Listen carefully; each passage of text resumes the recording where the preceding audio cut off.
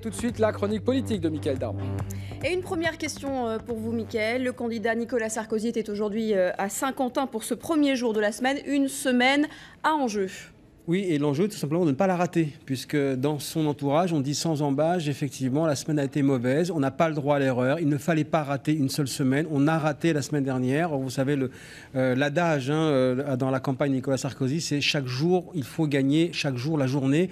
Et bien là, c'est une semaine entière qui a été ratée, donc c'est dire si le moral est assez compliqué et un peu fébrile du côté de Nicolas Sarkozy, où effectivement, on explique que maintenant, tout va aller crescendo jusqu'au meeting de Villepinte dimanche, qui devrait réunir plus de 40 000 personnes, en tout cas selon les mobilisations actuellement de l'UMP. Et on dit même que voilà, si après Villepinte les courbes ne se croisent pas, eh bien ça va devenir de plus en plus compliqué, voire pessimiste pour la suite. Donc continuer à croiser le fer pour que les courbes se croisent. C'est ce que veut faire Nicolas Sarkozy. Et la question du halal qui continue. D'ailleurs, Nicolas Sarkozy a réagi. Oui, effectivement, on va l'écouter tout à l'heure à Saint-Quentin et on va ensuite en regarder les tenants, les aboutissants. On l'écoute ? Le premier sujet de préoccupation, de discussion des Français, je parle sous votre contrôle, c'est cette question de la viande halal. Alors faudrait-il ne laisser que ceux qui aboient s'exprimer sur ce sujet ?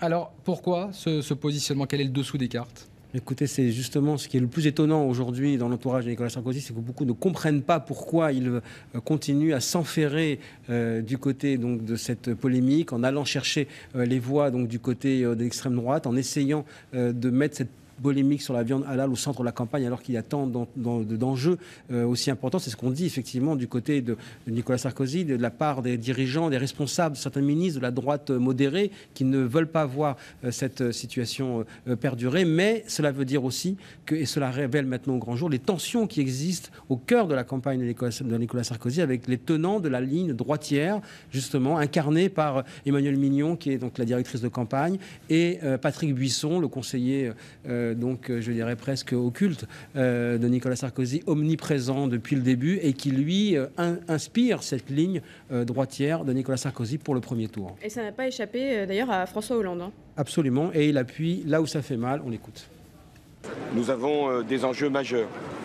Savoir ce que sera la capacité de la France à se redresser. Et on viendrait faire une campagne sur la viande halal, parce que Mme Le Pen a été la première à en parler. Il y aurait une espèce de surenchère. Voilà, la surenchère sur le halal. Est-ce que ça veut dire que Nicolas Sarkozy a brûlé toutes ses cartes? Et non, c'est le paradoxe Sarkozy. On a le candidat qui pour l'instant fait un peu grise mine, on le voit quand même, il est un peu tendu. Mais le président Sarkozy, lui, a des raisons d'espérer et de sourire. Pourquoi? Parce que sur le terrain européen, eh bien, il y a une forme d'éclaircie.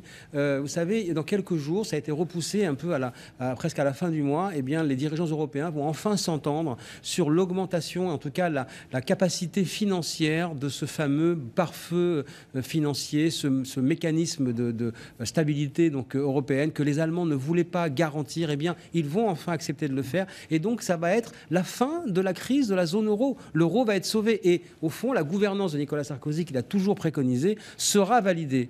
C'est le paradoxe au fond, c'est-à-dire que quelques jours avant ce scrutin du premier tour, eh bien, on aura finalement l'approche française et de Nicolas Sarkozy qui l'aura emporté parmi les dirigeants européens pour sauver la crise de l'euro. Soupirent déjà certains conseillers autour de lui à l'Élysée. On aura fait tout ça et peut-être que c'est pas nous qui allons en profiter. Donc on verra bien. Et à propos d'Europe, Mickaël, vous nous le disiez dès le mois de décembre dans votre chronique, que François Hollande avait bien de difficultés à rencontrer les dirigeants européens. Alors bien sûr, Nicolas Sarkozy a beau jeu aujourd'hui de démentir, puisque Der Spiegel met ça sur la place publique avec beaucoup de force, mais bien évidemment, nous maintenons nos informations que depuis déjà plusieurs mois, Nicolas Sarkozy a parlé avec ses homologues, ses responsables chefs d'État et de gouvernement pour leur dire de ne pas rencontrer François Hollande. On parle beaucoup des dirigeants européens, mais Barack Obama également s'était engagé auprès de Nicolas Sarkozy à ne pas recevoir François Hollande. Allez, rapidement, les infos coulisses et Jean-Luc Mélenchon, d'abord, qui ne débattra pas avec Jean-Marie Le Pen. Pourquoi? Il a annoncé effectivement officiellement, il nous confiait déjà dès hier matin en disant que, bien d'abord, le Front de gauche n'était pas collectivement enclin à accepter, à le laisser faire ce débat, mais surtout que lui, personnellement, il craignait que ça se passe très mal, parce que c'était très difficile pour lui d'être face à Jean-Marie Le Pen, dont il a dit hier toute la détestation, et il pensait que ce serait difficile pour lui de tenir ce débat. Dernière info coulisses, un livre qui va sortir cette semaine et qui risque de faire beaucoup de bruit.